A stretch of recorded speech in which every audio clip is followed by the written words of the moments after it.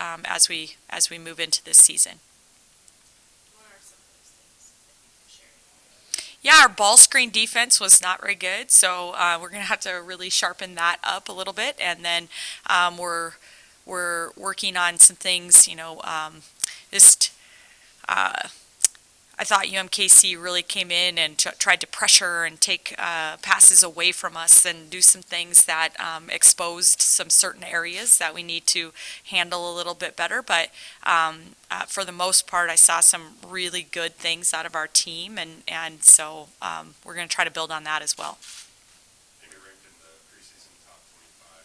Do you take that as a sign of respect, or do you pay much attention to those types of things? Yeah, I mean, the preseason poll doesn't mean near as much to us. Just we do feel like it's nice to have people on the outside being able to kind of validate what we feel like in our locker room, and that is that we can be one of the best teams in the country if we take care of business and stay healthy and really lean into each other and continue to play for each other, that we can be one of the best teams in the country. So it's nice to have some validation on that for sure. But we are going to be way more interested in what the postseason polls say than the preseason.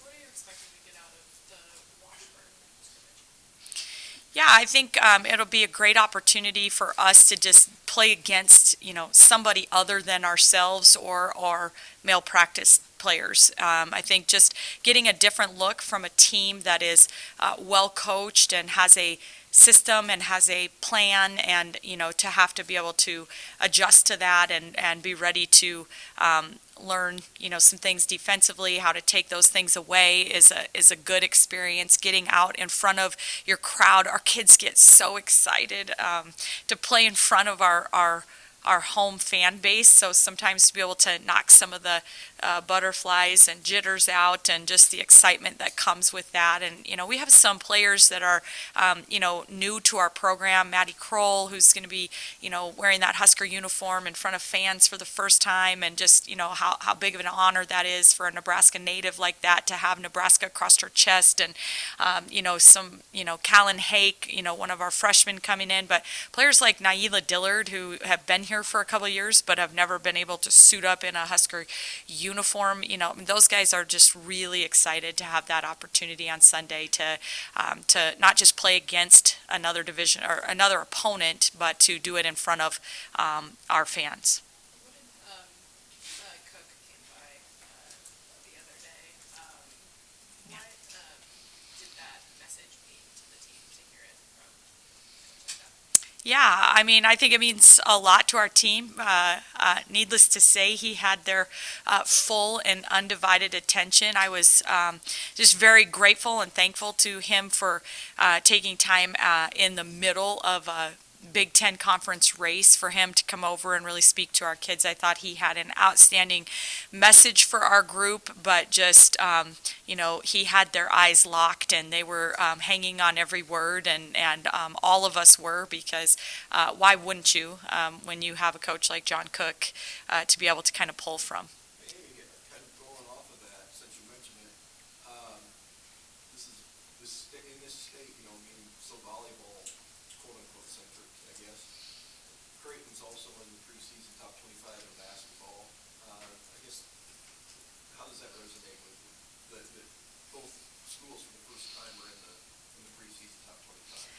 Yeah, I mean, I think that it's a pretty sign there's some special things going on in women's sports in this state, and it's just a few really, really good women's volleyball programs within our state borders, and also some really, really good basketball, and Creighton and Nebraska are two of those on the Division I ranks, but you can just go right down the list, and Concordia, and there's just a state full of really, really good women's basketball. And so I think that we feel like it's fun to be a part of, and there's just something very special going on in women's athletics in the state of Nebraska and the upper Midwest right now, and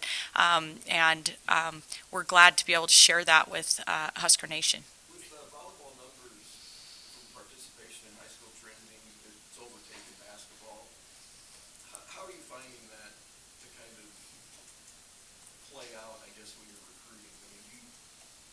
yourself having to fight for volleyball players to come play basketball if they're two-sport athletes?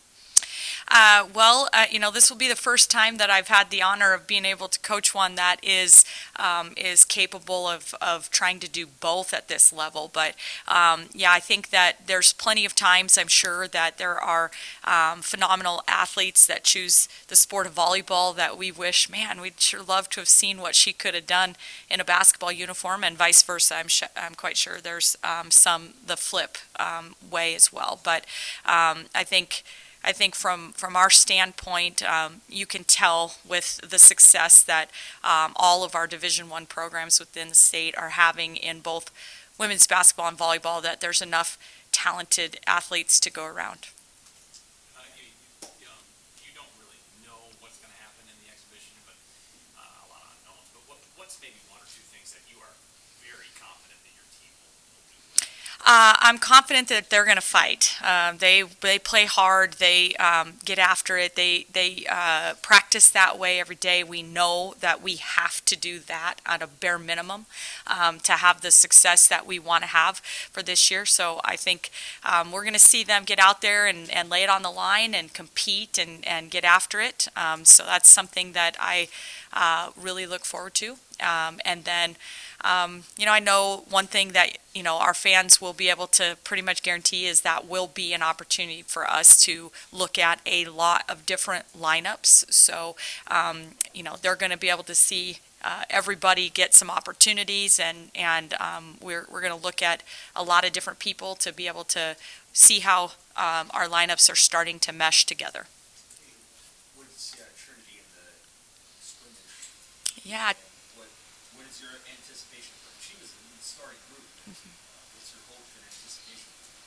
Yeah, Trinity was really good. She's been just incredibly solid. Trinity was very efficient. She didn't miss any baskets in that game. She just does what she can do. She's real solid defensively. She talks. She communicates. She does all the little things that somebody that's been in your program for her, going into her fourth season that you would want and expect, even though she hasn't had as many court minutes. She's just a high IQ player that doesn't try to do things that are outside of her capabilities, and just really contributes in a lot of ways that may not show up always in the stat sheet. But I thought in our close scrimmage the other day, Sam, Trinity was real efficient and did exactly what our team needs her to do.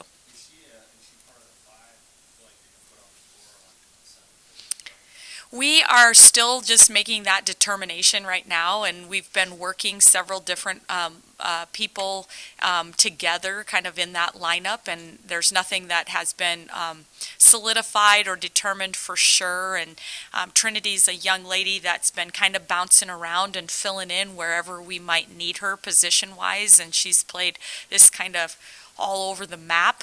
So that sometimes kind of lends to what we decide to do with starting lineup based on rotations and things, but that will probably be determined on Saturday. There have been a couple of years where you brought arguably your best player off the bench in a desire to, halfway through the first quarter to create energy and points right away. Is that something you consider doing with Maddie, or?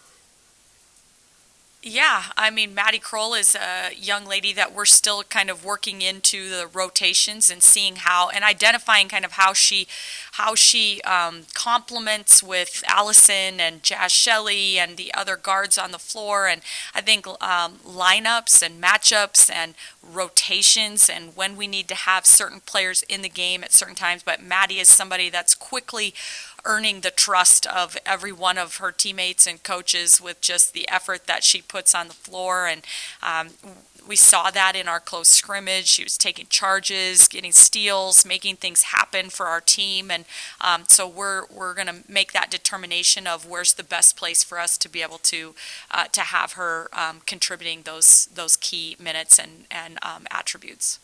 You need to go back to Trinity, especially with how the last couple years have went.